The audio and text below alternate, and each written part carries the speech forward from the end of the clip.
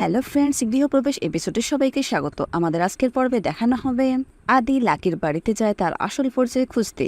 আদি কি পারবে লাকির আসল পরিচয় জানতে? লাকি যে শুভ সেটা জানতে পারবে? জানতে হলে আমাদের টলি স্টোরি টাইম চ্যানেলে চোখ রাখুন।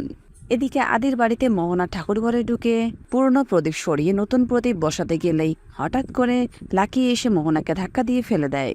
এরপর মোহনা অনেক চিল্লাচিল্লি শুরু করে দেয়। লাকিকে বাড়ি থেকে বের হয়ে যেতে বলে।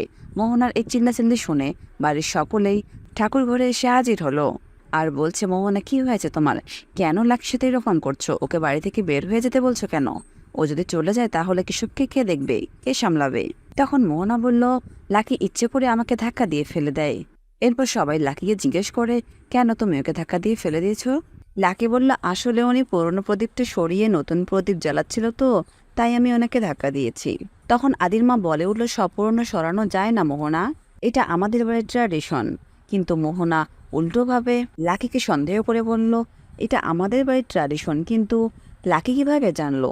আমাকে ধাক্কা দিয়ে ফেলে দিল, ও তো আমাকে ইচ্ছে করে ধাক্কা দিয়ে ফেলে দিয়েছে। আর আমাদের বাড়ি এই ট্র্যাডিশন ও কিভাবে জানলো? তখন সবাই ওর দিকে আঙুল তুলে বলছে, হ্যাঁ লাকি, ঠিক তো, তুমি কিভাবে জানলে? সবাই লাকিকে বলছে, বলো তুমি কিভাবে জানলে আমাদের বাড়ির এই ট্র্যাডিশন?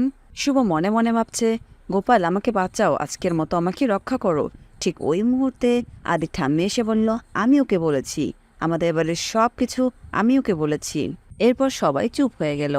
এদিকে লাকি কিছুক্ষণ থাকার পর বাড়িতে যাওয়ার জন্য রেডি হয় আর সেবন্তীকে গিয়ে বলে, ম্যাম আমি এখন আসছি। সেবন্তী বলল, এত তাড়াতাড়ি কেন? এমনিতে তোমাকে যেতে বললেই তো যাও না, আজকে আবার এত তাড়াতাড়ি যাচ্ছ কেন? তখন শুভ বলল, আমি একটু অসুস্থ। এই বলে বেরিয়ে পড়লে আদির সামনে গিয়ে পড়ে। তখন আদি বলল, তুমি বেরোচ্ছ মনে হয়, চলো আমি তোমাকে পৌঁছে দিয়ে আসি। লাকি বলল, না না, আমি একাই যেতে পারবো। তখন আদির লাকির কোনো কথা না শুনে গাড়িতে গিয়ে বসলো। আদি জোর করে লাকির সাথে লাকির বাড়িতে যাওয়ার জন্য গাড়িতে উঠে বসলো আর মনে মনে ভাবতে লাগলো, আজ আমি তোমার সত্যিটা জেনে আসবো, আসলে তুমি কে? আর এদিকে লাকি গাড়িতে উঠে স্টিফেন দিদিকে মেসেজ করে বলে উনি যেন বাড়ি থেকে অন্য কোথাও চলে যায়, বাড়ি যেন ফাঁকা থাকে, না হলে আদির কাছে সে ধরা খেয়ে যাবে। তারপর তারা স্টিফেনের বাড়ির সামনে গিয়ে দাঁড়ালে আদি বলে, এটা তো স্টিফেন দিদি বাড়ি। লাকি বলল, হ্যাঁ আমি তো এখানেই থাকি। এরপর লাকি গাড়ি থেকে নেমে চলে যেতে চাইলে আদি বলে, আমার একটু পানি লাগবে। পানি খাওয়ার নাম করে আদি ভিতরে চলে যায়। আদি কি পারবে লাকির আসল সত্যিটা জানতে? বন্ধুরা, এর পরের ঘটনা জানতে আমাদের টলি স্টোরি টাইম চ্যানেলের পাশে থাকুন আর আপনাদের সুন্দর মতামত আমাদের কমেন্ট বক্সে কমেন্ট করে জানাবেন। ধন্যবাদ।